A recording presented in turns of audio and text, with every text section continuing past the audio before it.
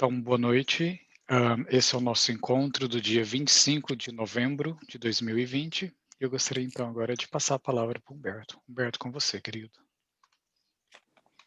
Tudo bem? Saudações a todos. Hoje eu gostaria de começar fazendo uma observação de que o encontro de hoje vai ser de fechamento desse grande trecho do livro, dessa vasta parte do livro dedicada à lei das vidas sucessivas. Então, nessa tentativa de fechamento, a gente vai tocar em vários pontos que podem não ter assim muita conexão uns com os outros. Então, gostaria já de começar pedindo o perdão, né, para quem está assistindo agora ou depois, quanto a essa peculiaridade deste encontro. Observando que, como é um contínuo, uma série, nós tentamos, em alguns capítulos, criar sínteses ou criar algumas interpretações que possam, porventura, facilitar a leitura da obra de Denis, mas, em outros episódios, como esse, nós só fazemos uma listagem de pontos interessantes a serem discutidos, pontos que têm potencial filosófico, e sem muita preocupação em encadear muito esses pontos. Então, assim, por isso ser quase o procedimento oposto do que seria uma palestra, por exemplo, ou um grupo de estudo mais fortemente fechado no tema, eu acho que a gente precisa dessa explicação. Então, a primeira observação que eu gostaria de fazer, quanto ao capítulo 16, Objeções e Críticas, é que Leon Denis ele desconsidera a maioria dessas críticas e objeções como ou interessadas ou desavisadas filosoficamente, principalmente filosoficamente, ou dogmáticas, no sentido de que elas não oferecem um argumento, na verdade, contra o princípio da reencarnação, mas batem o pé, fincam posição quanto a algum ponto teológico, geralmente a doutrina da ressurreição, ou então alguma outra doutrina religiosa, ou mesmo um dogmatismo materialista, uma pressuposição de que esse problema já está resolvido e a existência da alma é absurda em si, é uma proposição absurda, porque o materialismo, na concepção desses pensadores, e é bom a gente destacar isso, é uma concepção filosófica. O materialismo é puramente filosófico, ele não tem relação com a ciência, porque as suas teses, elas são teses puramente filosóficas, elas não são teses testáveis, não são teses sobre o funcionamento de nenhum fenômeno, mas são teses que interpretam o cosmos, interpretam a realidade segundo uma certa perspectiva do que esta realidade deve ser. Então, lembrando que o materialismo é uma perspectiva puramente filosófica, é de grande relevância nós observarmos que, entre as suas várias pressuposições, ele pressupõe, por exemplo, que a matéria é a única realidade básica que pode existir, mas entre essas pressuposições há também uma pressuposição de que a ciência, ou o que às vezes materialistas gostam de chamar de uma mentalidade científica, uma visão científica do mundo, necessariamente conduz para o materialismo. Então, a ciência, na perspectiva filosófica materialista, seria o garantidor do materialismo. E, entretanto, nós sabemos que a ciência não pode garantir nenhuma perspectiva metafísica. Ela pode, sim, invalidar com fatos, com observações precisas, alguns postulados, alguns princípios de algumas filosofias, mas ela não pode validar um conjunto filosófico que depende sempre de argumentos que não são científicos, são totalmente filosóficos, totalmente metafísicos ou éticos.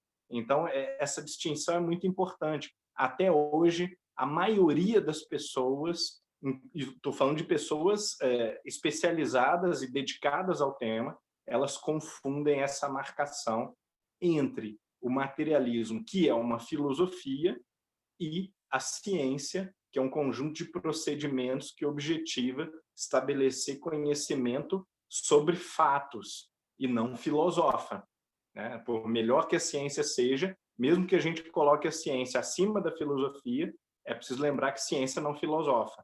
Então, ciência não é capaz de estabelecer valores, estabelecer interpretações, perspectivas, fundamento, lógica. Tudo isso precede a ciência, né? Sem querer insinuar, como os antigos insinuavam, que a filosofia é a mãe das ciências, mas de um ponto de vista puramente formal, puramente metodológico, as pressuposições filosóficas, elas estão na base daquilo que nós chamamos de atividade científica ou do conhecimento que é oferecido por essa atividade científica. Então, Leon Denis vai ver com muita reticência essas alegações materialistas ou religiosas contra a lei da reencarnação, porque não vê nessas críticas, nesses ataques, argumentos. E aqui é importante a gente também marcar a posição. Se há bons argumentos contra a reencarnação ou a favor de alguma outra opção, seja a opção materialista, seja um outro tipo de imortalidade da alma, nós precisamos considerar esses argumentos. Isso aqui não é tão importante, mas é um ponto que é preciso a gente estabelecer, colocar uma bandeirinha sobre ele e dizer, olha, houve aqui uma marcação de território. O Leon Denis fez foi separar o que é um tipo de discurso de outro tipo de discurso.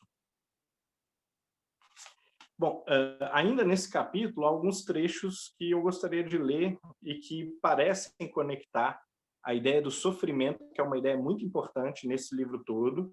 Nós talvez ainda não tenhamos chegado ao auge da exposição dessa ideia, ainda nesse capítulo, mas a noção da reencarnação, ela está toda muito conectada à noção de um propósito para o sofrimento, uma explicação para o sofrimento. E isso pode não parecer óbvio, pode não ser óbvio numa primeira leitura, numa primeira meditação, numa primeira reflexão.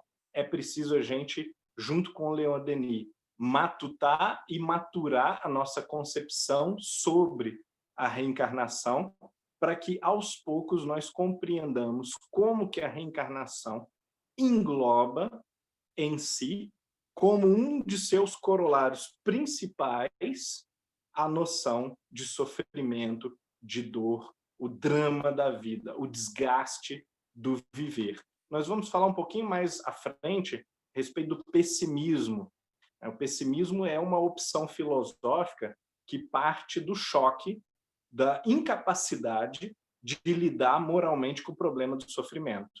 O sujeito entra em pânico, ele entra em choque diante do sofrimento atroz apresentado pela vida, às vezes o sentimento de injustiça que se faz acompanhar desse sofrimento dos inválidos, sofrimento das crianças, o sofrimento dos mais frágeis diante dos mais fortes, dos pobres diante dos ricos. Então, a noção de uma incapacidade de se defender, uma incapacidade de reação, reforça em nós, para além da noção e percepção do sofrimento, uma também grave noção de injustiça, de abandono diante das leis cósmicas, em face da expectativa de que haja um controle universal, um controle moral, um controle cósmico, um supremo juiz, um supremo legislador, observando o drama da vida.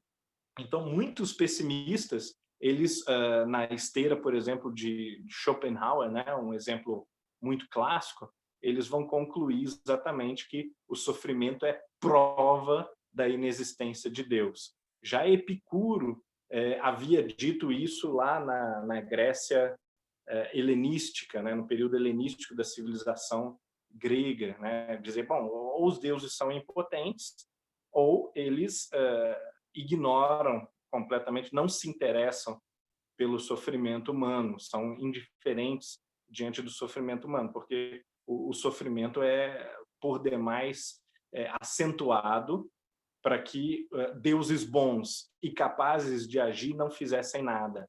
Esse argumento foi respondido por Santo Agostinho, que vai observar, não frontalmente, né, mas a sua maneira, Santo Agostinho vai articular uma resposta consistente para o problema da dor, do sofrimento, em conciliação com a justiça divina, que a preocupação de Agostinho, claro, era justificar a justiça divina em face do sofrimento. E aí ele vai acrescentar, bom, se a gente analisar as opções que Deus tinha ao criar o universo, ele tinha a opção de criar autômatos, alguma coisa parecida com robôs ou com máquinas que operam sempre bem, e essas máquinas ou esses autômatos humanos não teriam nem responsabilidade nem liberdade e, portanto, não poderiam ser ditos bons ou maus, esses supostos seres humanos, nem seriam humanos. Então, para que Deus não criasse autômatos, ele necessariamente tinha de criar seres livres. E criar seres livres implica em permitir a esses seres livres que cometam o mal, que pratiquem o mal. Então, por uma impossibilidade lógica de se criar seres vivos que operam como máquinas, Deus tinha necessariamente de criar um ser que é capaz de fazer o mal, se quiser. Mas, naturalmente, Deus jamais desejou o mal. Então, esse argumento brilhante de Santo Agostinho, infinitamente mais refinado que o argumento de Epicuro, ele já mostra para nós como, em geral, essa tensão entre o pessimismo e o otimismo depende de um refinamento, de um aprofundamento da meditação filosófica. Leon Denis vai seguir mais ou menos por essa linha, vai dizer que trata-se de um barbarismo moral, a fantasia ou a especulação, a perspectiva de que a vida possa ser desprovida de sentido e possa se encerrar no puro sofrimento sem nenhum propósito. E contra esse barbarismo moral, contra essa insensibilidade da razão, por assim dizer, só para brincar um pouco, né, explorar as palavras, o ser humano necessitaria de uma filosofia que correspondesse a um estado de espírito amadurecido, sóbrio, equilibrado e também capaz de administrar a dor e o sofrimento. Porque espíritos maiores são capazes de administrar a dor e o sofrimento, eles não descambam para esse ataque de pânico que vai engendrar o pessimismo, e eles, pelo contrário, eles se resignam, entendem, compreendem e se adaptam a esse estado de dificuldade e sofrimento da humanidade, enxergando o melhor, a promessa, a esperança, nem que seja ainda na semente.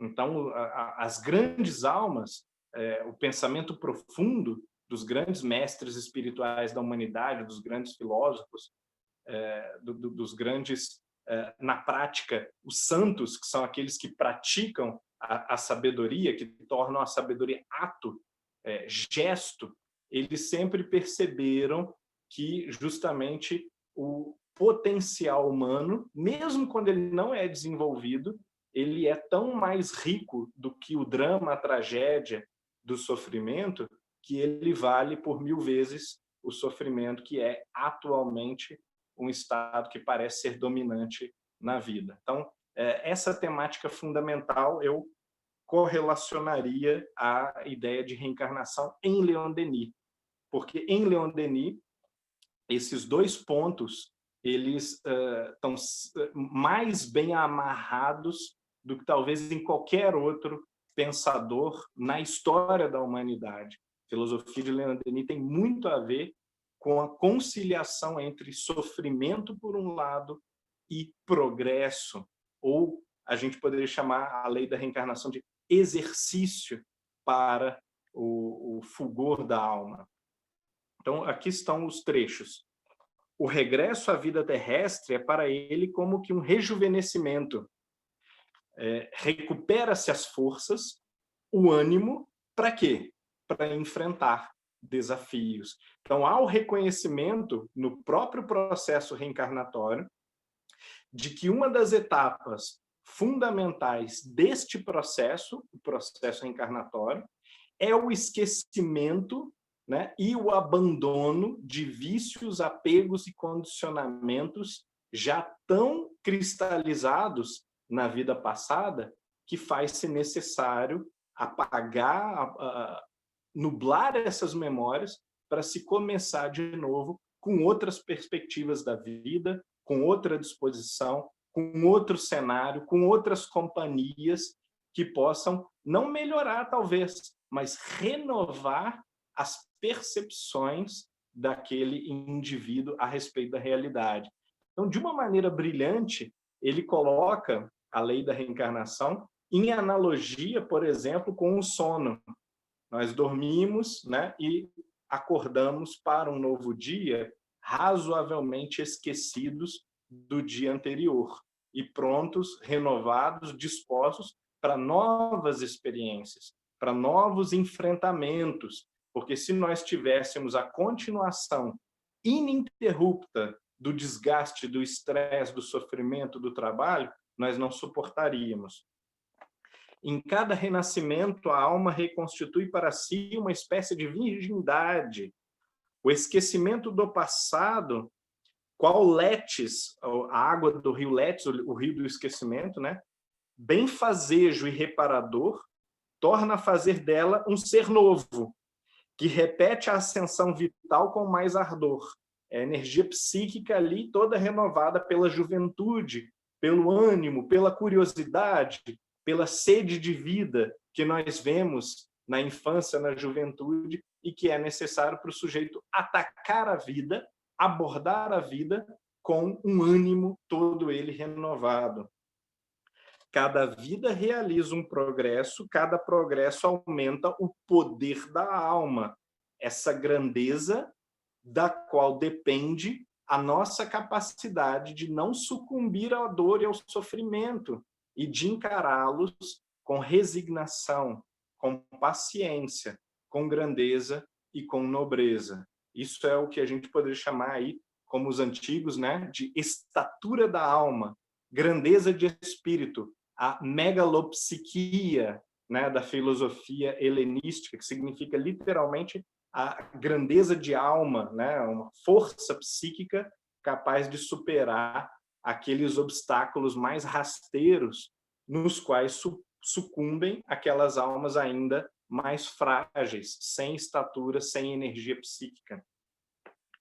Esta lei mostra-nos a vida eterna em sua amplitude. Todos nós temos um ideal a realizar, a beleza suprema e a felicidade suprema. Bom, vou continuar dando um pulinho de 3 parágrafos e ler uma observação sobre o sofrimento que vem assim. Vimos que o sofrimento não é forçosamente uma expiação, não é uma punição todas as vezes, não é um resultado do mal praticado, do erro cometido, como nós às vezes insistimos que todo sofrimento é débito, cobrança, né? É o peso do passado. Toda a natureza sofre. Vejam bem, o animal sofre, a planta sofre. A planta, ela enfrenta o asfalto e rompe a calçada, o asfalto, com tremendo esforço. A planta perde as suas folhas diante da tempestade, né, por ocasião de uma chuva, de granizo, alguma coisa assim, precisa rebrotar, renascer, depois do esforço, do desgaste, da dor, do sacrifício. E a planta certamente não está pagando dívida nenhuma. Imaginem se a planta dissesse a cada tempestade ou a cada pedra que a sua raiz encontra, ela dissesse, coitada de mim, eu devo estar pagando algo de muito ruim que eu fiz, porque eu não merecia essa tempestade, eu não merecia que as minhas ramas fossem arrancadas. Então, isso é falta de uma perspectiva estoica, uma perspectiva de maturidade do espírito que nos garanta um pouco mais de fleuma diante dos acidentes da vida. A percepção de que a vida material inclui e contém acidentes, e que esses acidentes eles não podem ser completamente eliminados da existência material. E, portanto, nós não podemos ler cada microacidente da vida. É claro que a morte a gente pode ler, mas cada pequeno desgaste da nossa vida, cada pequeno problema de saúde menor, nós não podemos ler todos como kármicos. Alguns são puramente genéticos, outros são casuais. Nós pegamos um resfriado aqui, nós desenvolvemos um problema crônico ali por má postura, por mau comportamento, por má alimentação, e isso não quer dizer que haja causas profundas e pretéritas que justifiquem essas dificuldades, né? Claro, o que há é a inferioridade do espírito, porque se o espírito fosse amplo, vasto, maduro, profundo, ele conseguiria contornar até essas pequenas dificuldades, porque ele não estimularia e não alimentaria suas causas formadoras. A planta, o animal e o homem está sujeito à dor. O sofrimento é, principalmente, um meio de evolução. Essa ficha ainda não caiu. Nós ainda não chegamos no nível de Leon Denis. A nossa sociedade ainda não absorveu essa mensagem. O sofrimento é principalmente um meio de evolução, de educação. Muito bem. Acho que esse ponto foi bem estabelecido, né? Eu vou pular algumas páginas e vou retornar a um ponto que nós discutimos já, que é a questão do preconceito, mas que Leon Denis, nesse parágrafo, soube encaixar e explicar à luz da ideia de reencarnação de uma forma realmente muito sensata, muito sábia. É o seguinte, o parágrafo: os preconceitos de raça e de religião que na Terra exerceram influência considerável nesses espíritos, às vezes espíritos bons, às vezes espíritos já razoavelmente maduros, razoavelmente sábios, continuam a exercê-lo na outra vida. Quer dizer, nós não podemos esperar estarmos completamente livres de preconceitos religiosos, de preconceitos de raça, de preconceitos sobre sexualidade, de preconceitos sobre o outro sexo, de preconceitos sobre outras culturas imediatamente.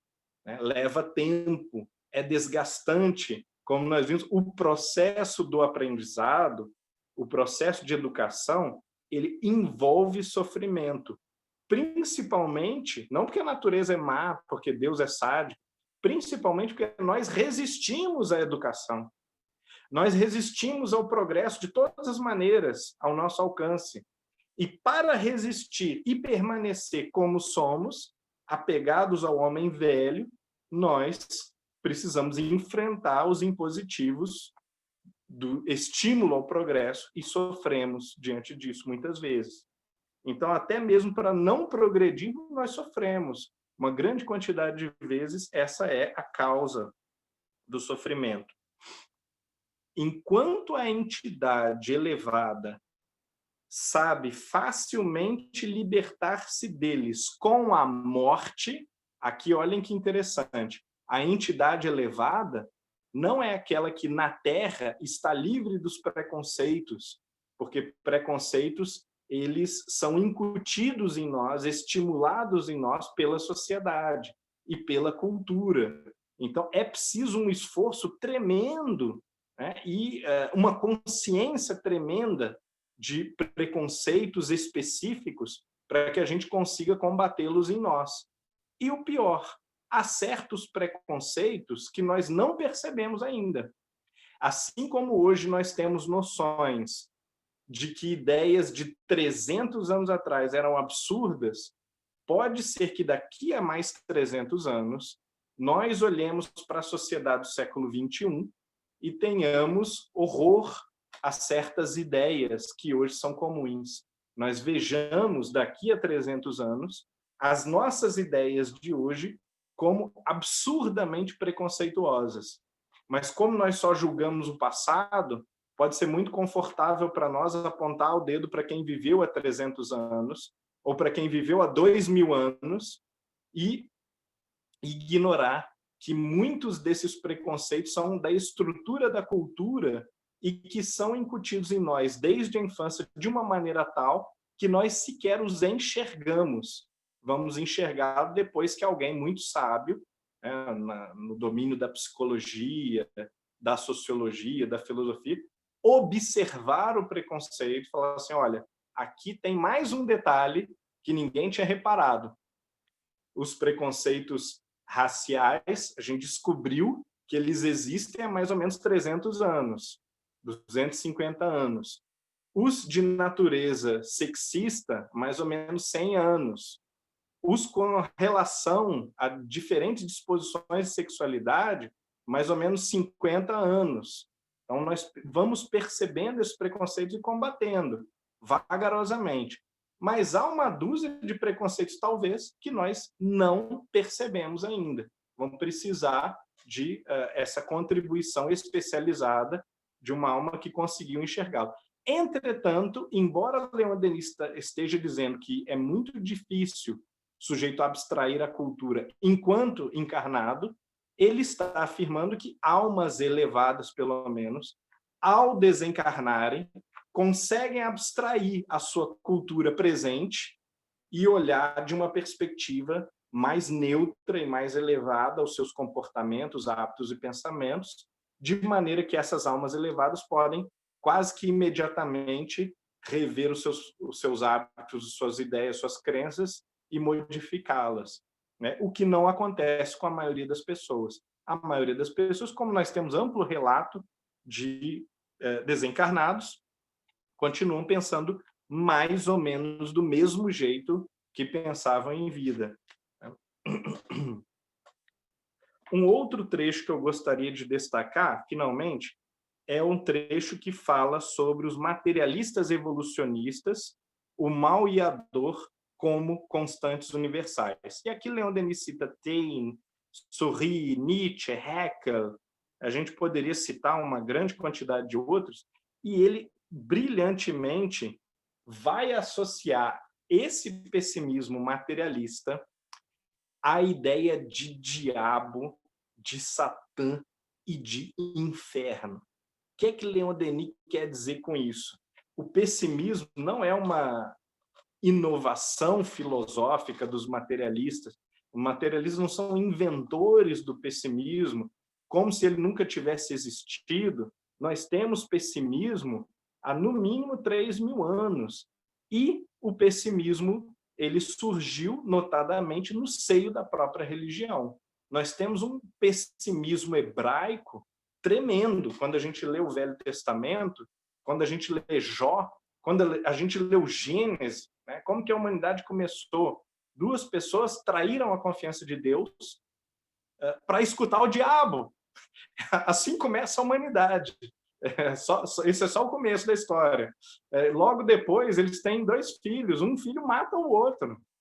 Esse é o berço da raça humana, né, que dá origem ao mito hebraico do pecado original, né, de uma constituição pecaminosa do ser humano e que se enraizou muito perfeitamente no cristianismo, contrariamente à mensagem de Jesus, que é essencialmente oposta a essa ideia. Então, Jesus, no sentido em que ele é não um filósofo hebreu ou um profeta hebreu, mas no sentido em que ele é uma dessas almas elevadas que conseguiu abstrair da sua cultura, ele oferece para nós um outro tipo de pensamento que não é um pensamento mais culturalmente enraizado, que é um pensamento puramente perene, puramente espiritual, né, de uma essência boa da alma humana.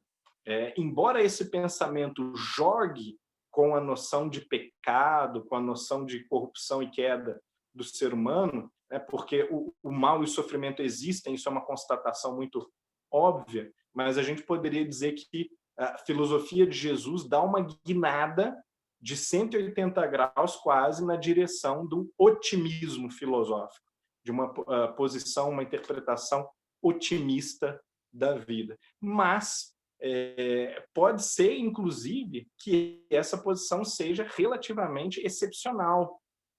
Em muitos aspectos, por exemplo, o islamismo é fatalista, tem uma visão relativamente pessimista do ser humano, porque é incapaz de fazer frente ao condicionamento da correnteza da história, né, daquela determinação e planejamento de Deus que Allah impôs ao mundo.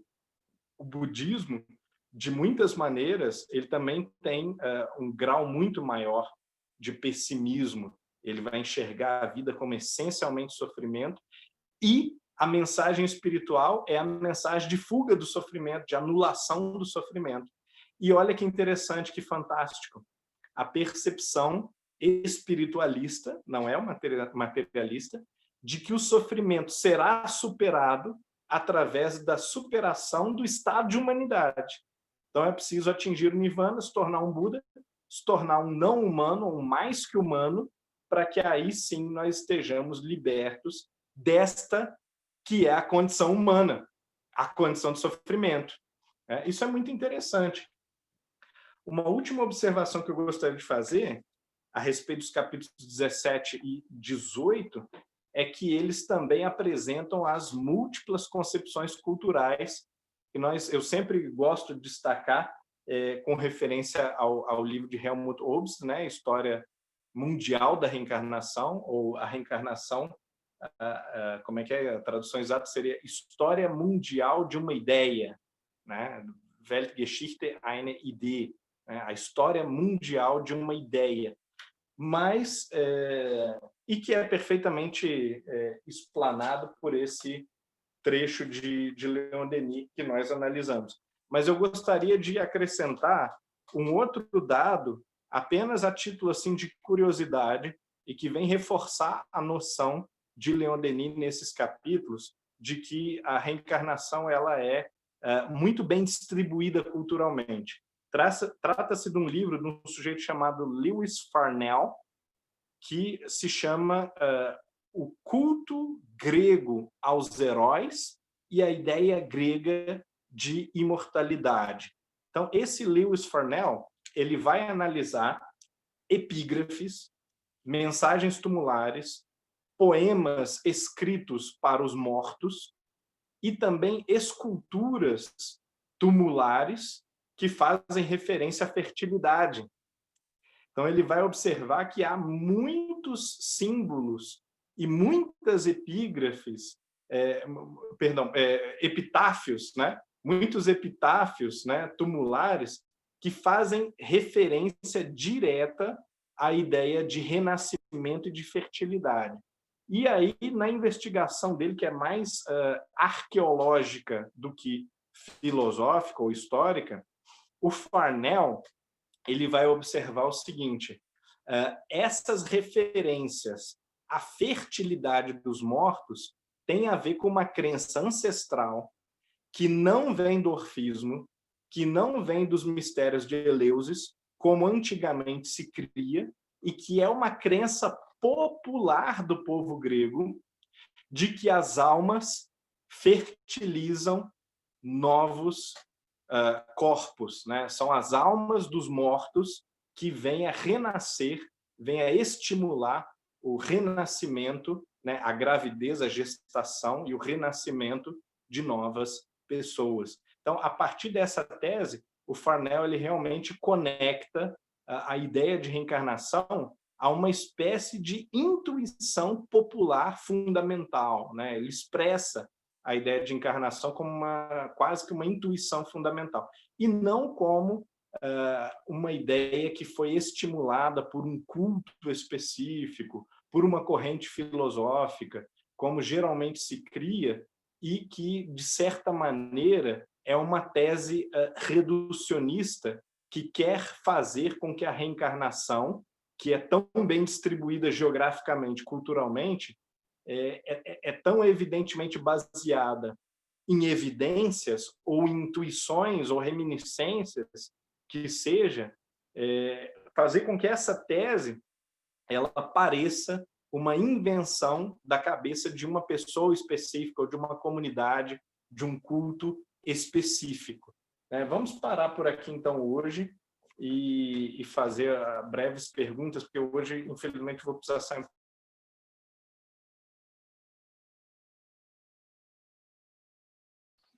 Gratidão, Humberto. Pessoal, quem quiser fazer alguma pergunta, manda aqui para mim no privado. Desculpa, Humberto, você interrompeu, eu te interrompi, você estava falando algo, que você deu uma congelada. Não, tudo Não? bem, não estava falando, não. Desculpe, se você estava falando alguma coisa, eu te interrompi. Não. Não? Ok. Eu acho que tem uma pergunta aqui, que é do Amorim. Ele fala o seguinte: ao indicar que o sofrimento é necessário ao progresso, Denis estaria contaminado pelo conceito judaico-cristão de que o sofrimento salva? O sofrimento não seria apenas um agulhão que nos fazem sair de nossa acomodação em busca de solução ao sofrimento? Muito bem, ótima questão. Eu começaria com muito cuidado respondendo o seguinte: essa contaminação do conceito judaico-cristão, ela é uma expressão perigosa, porque ela pode dar a entender que esse conceito ele certamente está errado, ou que ele não contém verdade. E se, por um lado, ele é criticável, sem dúvida nenhuma, é muito complicado nós o considerarmos completamente errado, porque, inclusive, todos os pontos fundamentais da teologia, particularmente da teologia cristã, que é uma teologia muito abraçada à filosofia, eles têm algum tipo de fundamento, algum tipo de causa na observação da realidade humana, da natureza humana, ou eles também, comumente, eles expressam algum tipo de simbolismo a respeito da condição humana. Então, não necessariamente a teologia do sofrimento como libertador ou do sofrimento expiativo, né, ela é errada. É preciso a gente também separar com muito cuidado aquilo que pode haver de positivo, mesmo quando a gente conclua assim, bom, essa ideia é muito ruim, mas pode ser que a ideia em si seja mesmo ruim e tenha muito pouco a ser aproveitado, mas exista uma motivação boa para aquela ideia. Então, por exemplo, o mito de Jó, ele tem uma profundidade tremenda, merece ser estudado daqui a mais 1000 anos. Por mais que a sociedade evolua, ele, enquanto símbolo, ele é um repositório de uma sabedoria que merece ser explorada, né? Não, de nenhuma maneira, como descrição da realidade, né? Assim como qualquer mito, os mitos gregos, chineses ou hindus, enquanto descrição da realidade, eles podem ser não só ridículos, né, contrários às leis da física, da química e da biologia, como eles podem, inclusive, ser imorais, né? Como, por exemplo, o mito de Sansão, né? Sansão recebeu super força para matar mais gente.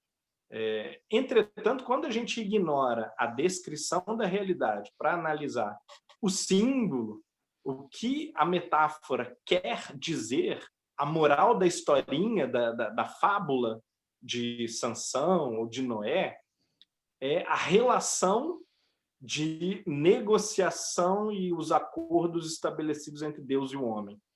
Então, se o homem sabe que Deus espera X dele, é certo afirmar que o ser humano deveria fazer X e não o oposto. Então, de uma forma quase infantil, esses mitos ou essas fábulas, eles podem ter algo relevante a transmitir. Muito bem. Feita essa observação, não me parece, mesmo assim, que Leon Denis esteja aqui reproduzindo uma ideia tradicional, né? Pelo contrário, muitas vezes essa noção do sofrimento ela não é uma noção que está ligada realmente à expiação do pecado, à superação do pecado.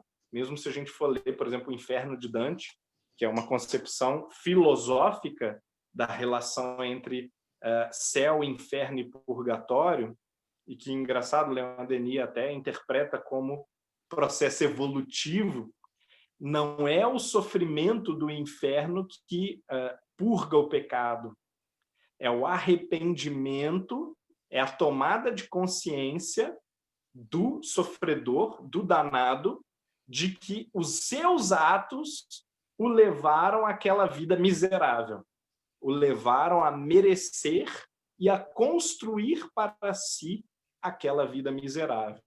Então, Dante, para começar, é bem mais profundo do que nós geralmente o retratamos, né? Reduzindo às figuras poéticas que realmente fariam dele um autor muito absurdo. Mas lembrando que é um poeta, e que o poeta ele fala através de símbolos e metáforas, e que através desses símbolos e metáforas ele insinua e sugere um sistema moral cósmico. A proposta é bastante interessante, e é interessante vê-la valorizada por Leon Denis nesses trechos do livro, nesses capítulos. Mas me parece que a concepção de Leon Denis ela ia justamente mais na direção da percepção dos estoicos, na percepção do socratismo, do platonismo, que via o sofrimento realmente não como chicotadas, né? Aquelas autoflagelações que alguns monges cristãos se infligiam para se libertarem do pecado, para combaterem o pecado. Mas ele via, ao contrário, o sofrimento como uma espécie de oportunidade de exercício, muito aos moldes kardecianos, mas aqui e ali com entonações que podem lembrar essa megalopsiquia, essa grandeza de alma dos estoicos, por exemplo, né? Dos antigos, dos cínicos até. Exato, alguém falou que não é um sofrimento ascético, também com cuidado de não dar conotação pejorativa para a palavra ascético, né? Porque a ascesis, né, em grego, é justamente exercício. Entretanto, na tradição cristã medieval, o ascetismo deixou de significar exercício para significar autoflagelação, autopunição, repressão e uma tentativa, muitas vezes, incompetente de domínio sobre o corpo, sobre a carne. E nessa tentativa ineficiente, incompetente de domínio do espírito sobre o corpo, o sujeito acabava tendo uma vida miserável, acabava ele mesmo sendo o criador de uma vida desgostosa, de uma vida miserável para ele mesmo. Então, Leon Denis, sem dúvida alguma, ele não tem essa noção ascética, né, como a Juliana comentou, no sentido negativo, no sentido do monasticismo medieval. Mas sim, ele tinha uma visão do sofrimento, da dor como oportunidade de exercício, como obstáculo não maliciosamente colocado para nos derrubar, para nos fazer sofrer, para a gente pagar pelo nosso pecado, mas como obstáculo da ginástica que objetiva aumentar a sua força. Então, você aumenta o peso, que é desagradável num primeiro momento, mas o objetivo não é o sofrimento. O objetivo de você aumentar o peso é justamente o desafio a ser vencido. Ele deve ser superado. E as grandes almas, rapidamente, elas passam a enxergar como não sofrimento aquilo que as almas rebeldes enxergam como sofrimento. Veja a criança de 3 anos, o que a criança de 3 anos acha que é uma desgraça completa para a vida dela. Eu não posso sobreviver assim, né? Se eu não tiver o Lego do Batman, né? Esse é um caso real, eu entendo muito desse assunto. Se eu não tiver o Lego do Batman, a vida acabou, nada mais faz sentido, eu odeio todos vocês, né? Então, que a criança de 2, 3 anos interpreta como um estado de dor, de sofrimento, pode muitas vezes parecer pueril e nenhum sofrimento aos olhos de quem tenha um pouco mais de maturidade.